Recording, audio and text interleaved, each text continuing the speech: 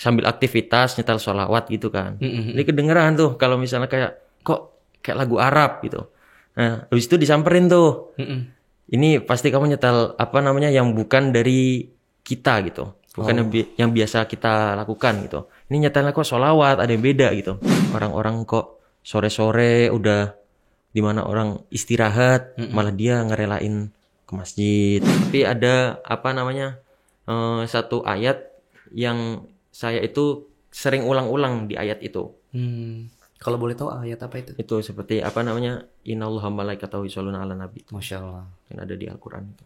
Waktu itu masih kecil dan lagu-lagu Hadrat Alwi kan banyak yang anak kecil-kecil. Iya itu sangat membumi banget ya. Jadinya mulai dari situ tertarik. Akhirnya ketika ada bulan Ramadan kadang ikut-ikut taraweh gitu. Ikut taraweh? Ya. Lu belum syahadat kan waktu itu? Belum, ikut-ikut aja sih ya. Oke. Sholat. Selamat datang di Rukun Podcast. Assalamualaikum Jan. Waalaikumsalam warahmatullahi Masya Allah, jauh ya ternyata ya studio Rukun ya. Ya lumayan. Tadi berapa lama perjalanannya? 2 jam ada kali, 2 jam. 2 jam? Ya. Itu karena lu jarang ke Jakarta kali ya? Iya, terus juga apa namanya, ya emang daerah-daerah situ kan emang daerah macet ya. Macet banget ya. Cibubur ya, luar biasa ya. Masya Allah. Nih buat sahabat Rukun nih kenalin nih.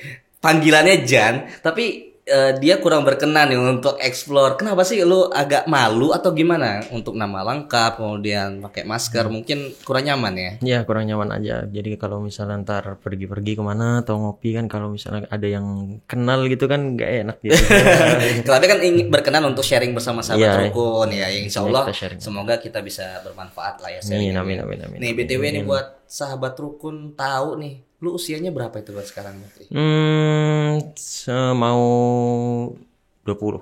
20. Lahiran tahun 2000-an. 2000-an. 2000 berapa? 2004. 2004. Wow, berarti lu salah satu narasumber kita termuda sih. Iya. Jadi sahabat Rukun, beliau ini, Mas Jan ini, si Jan nge-DM kita ya, nge-DM kita sharing sedikit banyaknya dan masih kecil sudah tertarik sama sholawat nih waktu itu. Nah, boleh ceritain ke sahabat Rukun, gimana awal mula lu masih muda, usia sangat kecil bahkan itu ya, dan di lingkungan yang non muslim, lu sudah tertarik sama sholawat? Ketika itu mungkin ketika masih zaman-zaman boomingnya Hadrat Alwi. Oke. Nah, itu kan sering di setel, apalagi biasanya di masjid-masjid ataupun di apa namanya tempat-tempat lain, karena memang Hadrat Alwi itu banyak peminatnya dan juga udah sering dengerin, dan akhirnya mulai dari situ tertarik karena waktu itu masih kecil dan lagu-lagu Hadrat Alwi kan banyak yang anak kecil-kecil. Iya itu sangat membumi banget ya. Jadinya mulai dari situ tertarik. Terus apa namanya, ada rasa getaran yang membuat apa namanya tertarik sama sholawat itu, sehingga mempelajari ya, mungkin hafal juga sholawatnya, terus akhirnya menjalar sampai sholawat-sholawat yang lain sampai sekarang. Masya Allah. Jadi ibaratnya mungkin sama aja sih ketika gue masih kecil, ketika lagu-lagu Hadrat Alwi itu secara tidak langsung kita hafal, populer banget ya waktu itu ya. Kayak Muhammadku itu kan. Iya, itu di usia berapa? Masih berapa ya? 12. Usia 12 tahun. Oke. Nah dari situ lu tertarik, lu hafal. Nah dari mana?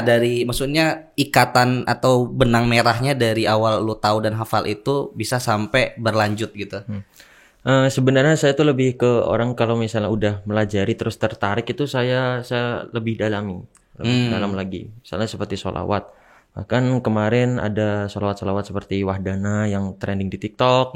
Nah itu juga saya juga apa namanya kebetulan dari dulu udah suka juga sama lagu itu. Jadi mungkin lebih leluasa aja.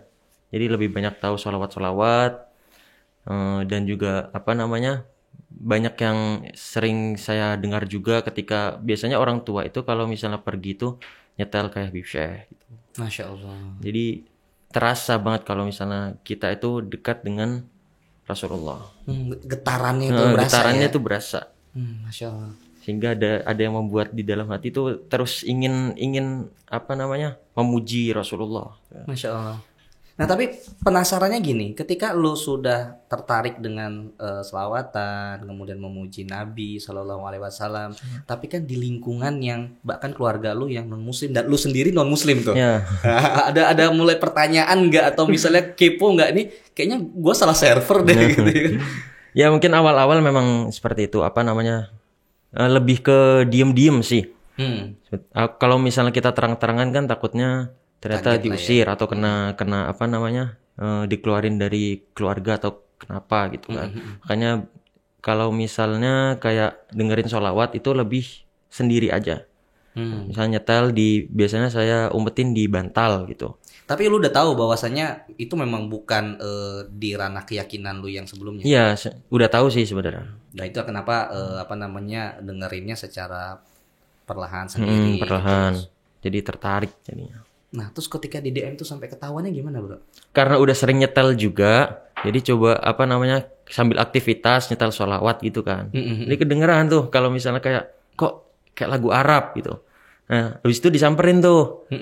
Ini pasti kamu nyetel apa namanya yang bukan dari kita gitu, bukan yang biasa kita lakukan gitu. Ini nyetelnya kok sholawat ada yang beda gitu. Nah dari situ, dari sholawat itu, sehingga ketika orang tua tahu itu langsung responnya itu langsung marah. Jadi kalau misalnya kamu nanti di sini malah tambah apa namanya mempelajari Islam lebih dalam lagi, itu nanti bahaya. Lebih baik ke apa namanya tempat yang masih di mana mayoritas masih Kristen di daerah. Dan itu akhirnya berarti lu dipindah. Dipindah. Sebelumnya lu tinggal di mana berarti itu? Daerah mana? Sebelumnya itu pernah apa ke Cibubur, ke Bogor.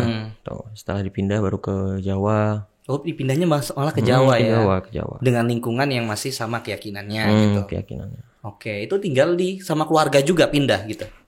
Sendiri sih, lebih ke sendiri. Jadi keluarga tetap di sini, saya dipindahkan ke sana. Kalau belasan usia berarti SMP ya? Ya, SMP. Berarti SMP-nya di Jawa lah ya gitu ya. Oke, tinggal sama keluarga di sana. Ya. Ngerantau lah bahasanya.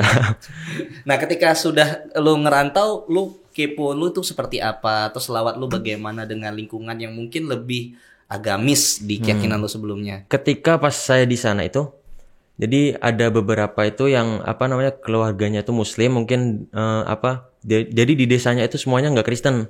Ada beberapa yang Muslim juga.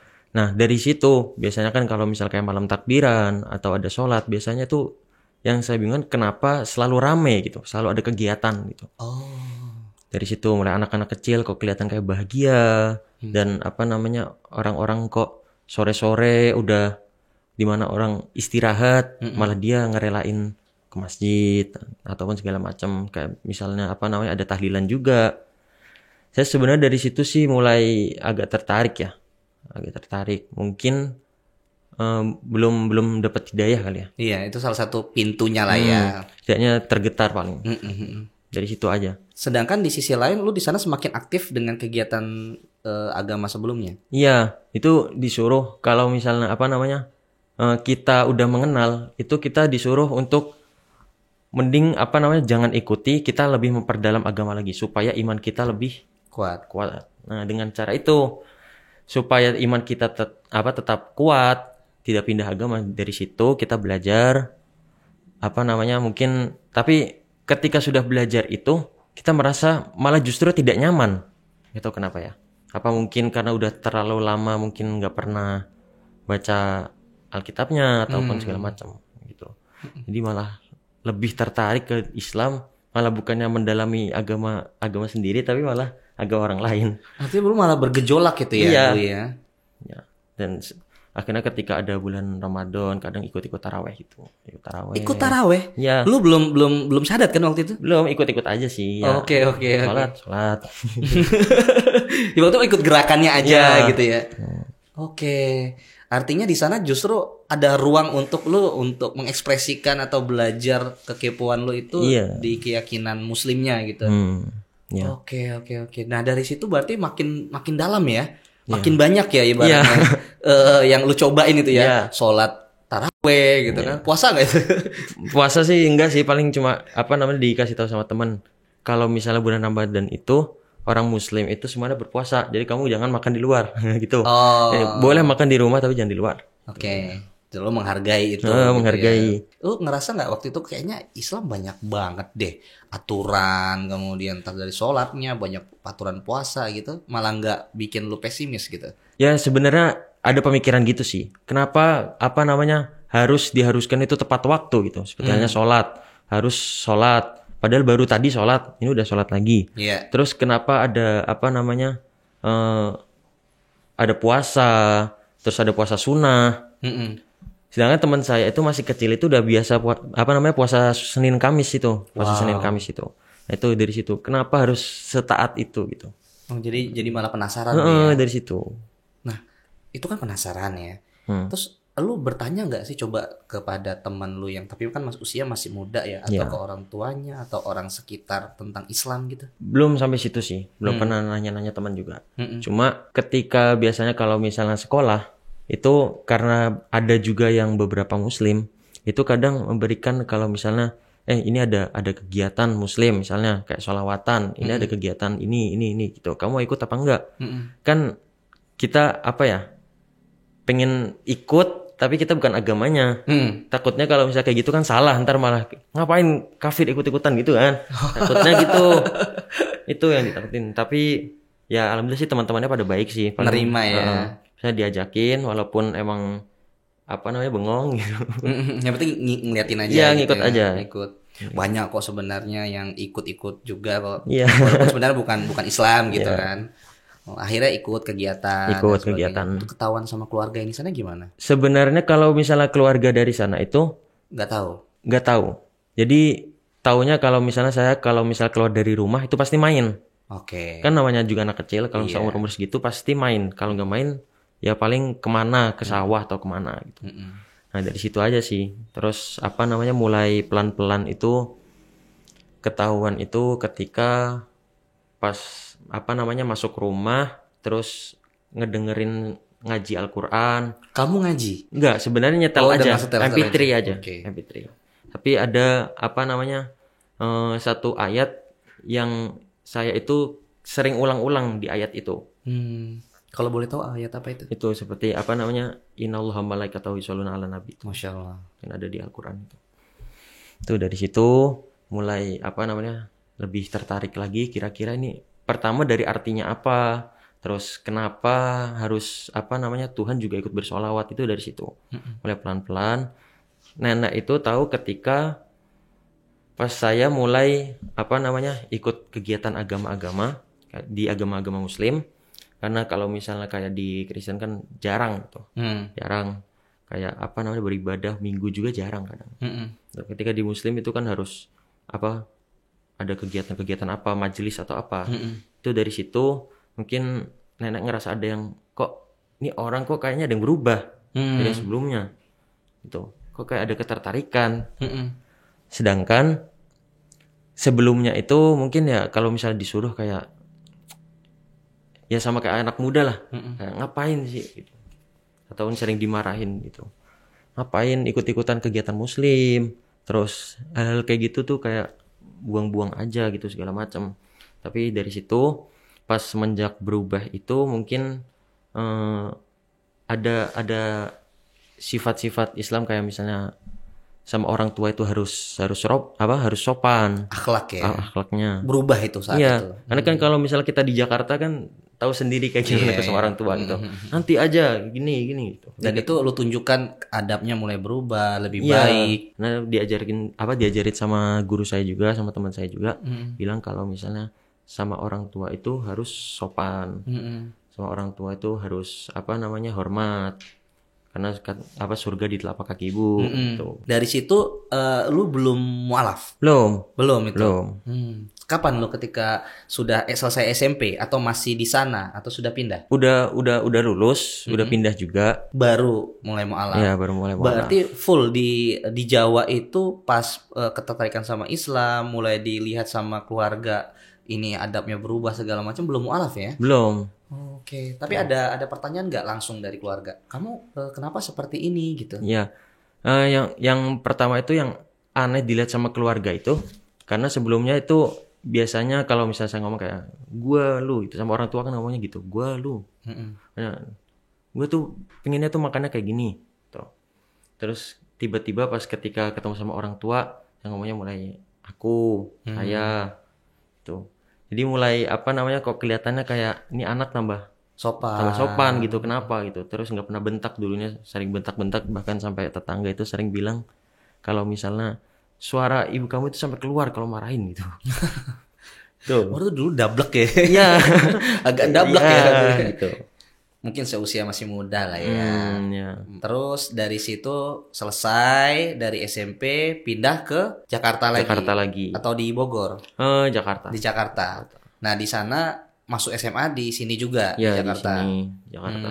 Dari situ gimana? Maksudnya sama Islam semakin kuat atau ada dilema lain? Sebelumnya tuh pas ketika di Jakarta itu udah apa namanya ada rencana pengen ngedalamin lebih dalam lagi, belajar sama ustadz ataupun siapa.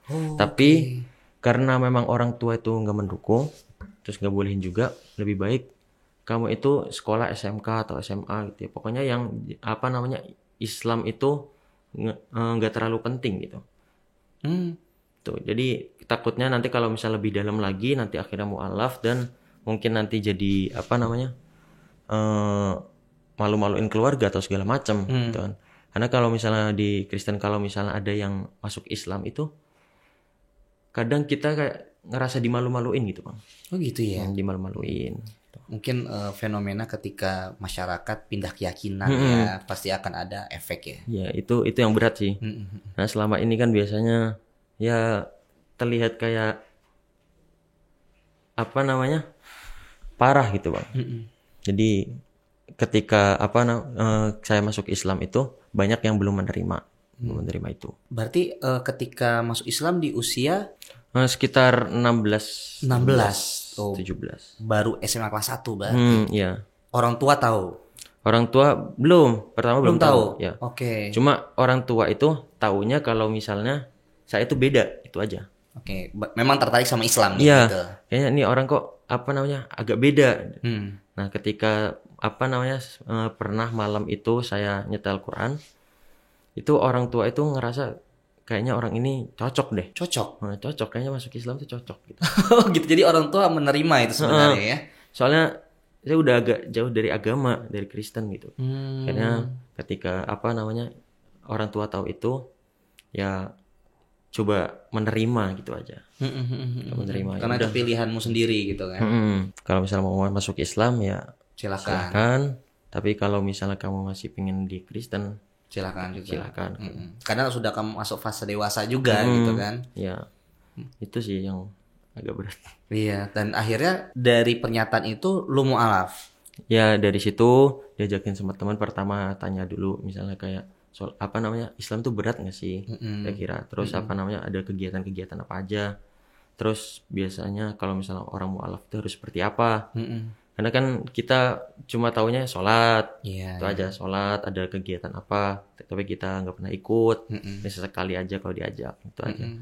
Terus akhirnya dari situ ada apa namanya ajakan dari teman kalau misalnya pengen mualaf, mending apa namanya ke masjid ini gitu, nanti saya temenin gitu. Oh, masih di Jakarta juga masih Jakarta juga. Udah dari situ apa namanya bilang sama teman saya, kira-kira kalau misalnya pengen ketemu sama ustadznya itu kapan gitu, apakah ketika habis beribadah langsung bisa gitu. Ternyata ketika imam itu masih zikir, itu saya diajakin masuk sama teman saya itu, diajakin masuk. Habis ini kita tunggu habis zikiran ustadznya, nanti kita baca syahadat bareng gitu. Oke. Tuh dari situ terus apa namanya zikirannya udah selesai, kita baru syahadat bareng sama ustadz, diajakin. Terus apa namanya dikasih tahu tata caranya, seperti wudhu segala macam. Berarti di tahap itu secara lu sudah dewasa, kemudian lu sudah tahu Islam seperti apa gitu kan. Pertanyaan-pertanyaan sudah terjawab dan ini secara kafah ya, secara yakin, benar-benar yakin, ya ini Islam pilihan saya gitu ya. Masya Allah. Dan akhirnya menjelaskan ke orang tua langsung atau berapa lama durasinya? Selamat datang di Rukun Podcast.